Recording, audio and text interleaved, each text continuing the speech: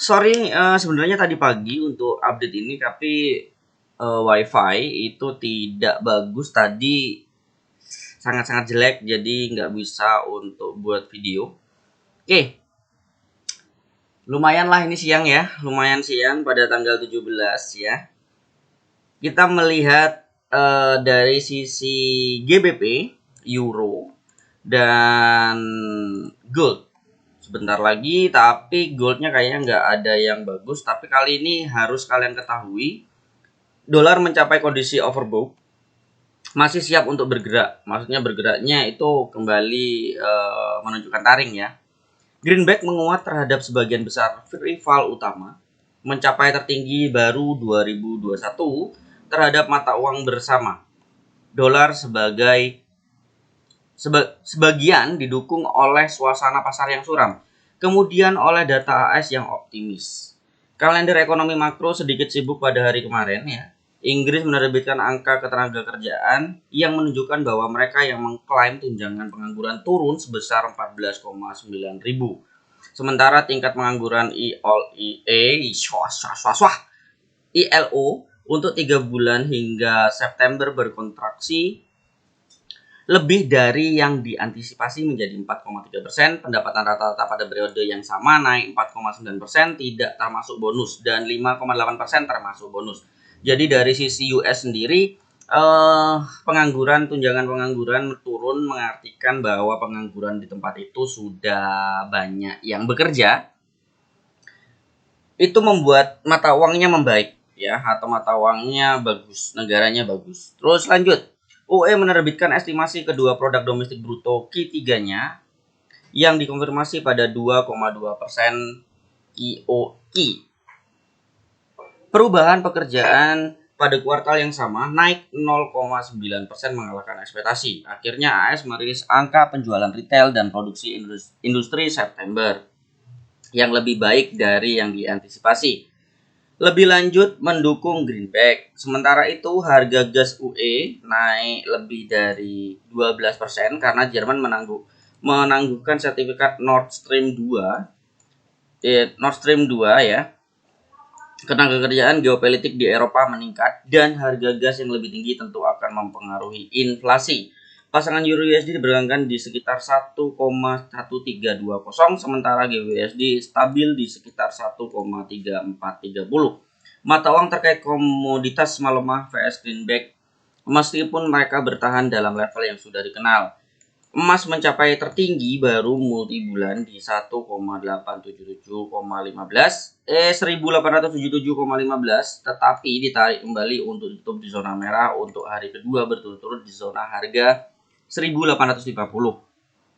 Harga minyak mentah melemah dengan WTI turun menjadi 79,70 per barrel. Imbal hasil atau yield obligasi Treasury AS mencapai tertinggi baru mingguan dengan catatan 10 tahun mencapai 1,63%. Lebih lanjut mendukung permintaan dolar lebih banyak pastinya. Indeks global berjuang untuk membuka kenaikan mengakhiri hari beragam. Wall Street dibuka dengan kenaikan substansial tetapi menyerah pada suasana risk off. Di sini menggambarkan bahwa satu, pound sterling sendiri dari sisi Jerman itu sedang gasnya naik ya, gasnya naik mengakibatkan sedikit buruknya mata uang dari pound sterling sendiri.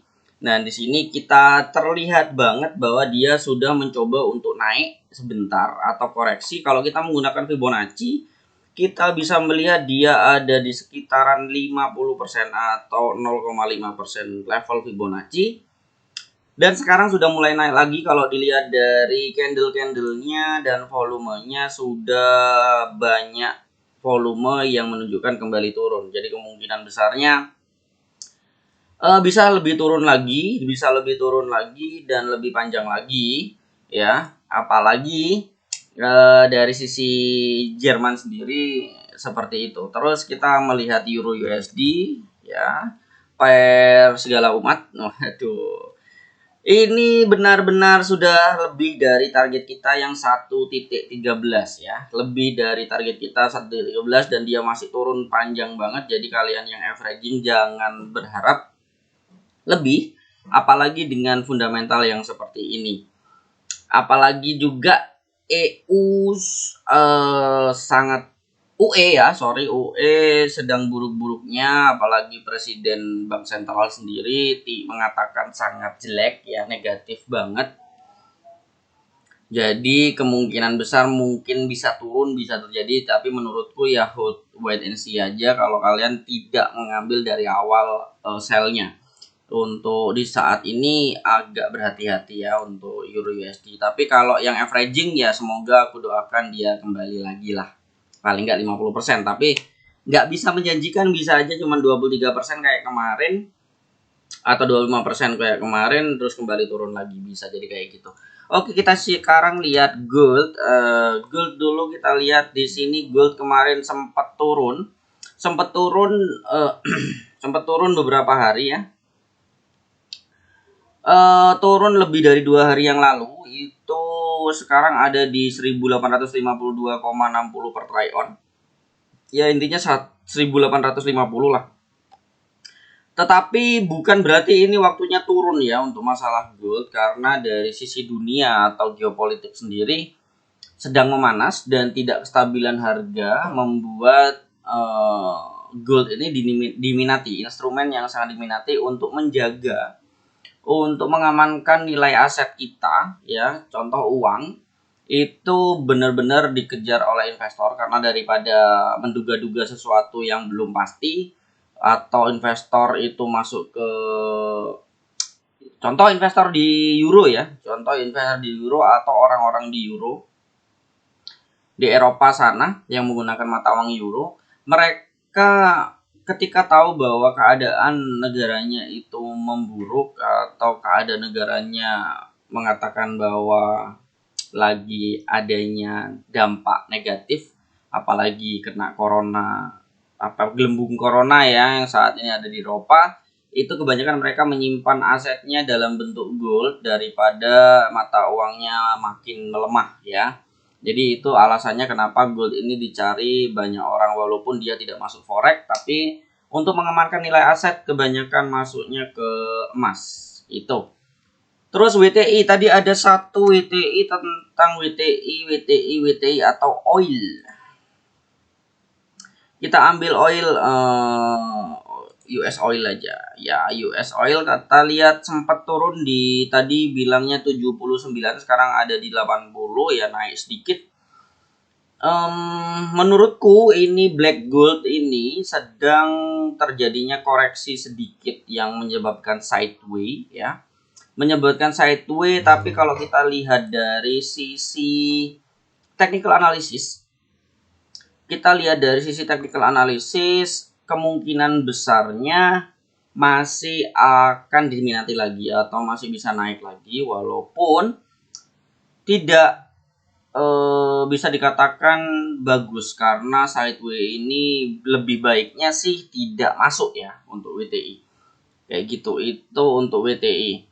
Itu yang bisa aku sampaikan. Jadi kalian harus mempertimbangkan apa yang terjadi, bukan karena kalian kuat dana terus kalian averaging di Euro USD untuk buy. Kalau pengen kayak gitu ya monggo, pilihan masing-masing, tapi untuk jangka panjangnya tidak seperti itu Ferguson. Walaupun ada koreksi memang, tapi belum tentu akan membuat averagingmu profit, belum tentu. Jadi hati-hati ya. Untuk GBUSD kembali turun, untuk USD JPY terus naik, untuk emas mungkin akan terus naik ya, tinggal nunggu saja karena dia masih koreksi. Apalagi ya, oil kemungkinan masih akan naik. Itu saja kalau dari fundamental kali ini ya, untuk kalian perhatikan. Terima kasih banyak udah menonton. Jangan lupa di subscribe, like, dan di share ke teman-teman yang lain wawasan ini agar mereka juga berhati-hati dalam trading forex. Bukan berarti technical analysis atau ketahanan dana itu segalanya. Tetap kita mencari probabilitas yang paling minim resikonya. Jadi paling nggak kita mengerti tentang negara, tentang isu politik, tentang makroekonomi. Itu aja. Jangan lupa dinyalain loncengnya ya, biar nanti ketika aku mengupdate baru tentang makroekonomi secepatnya aku akan kasih kabar sehingga kalian lebih aman.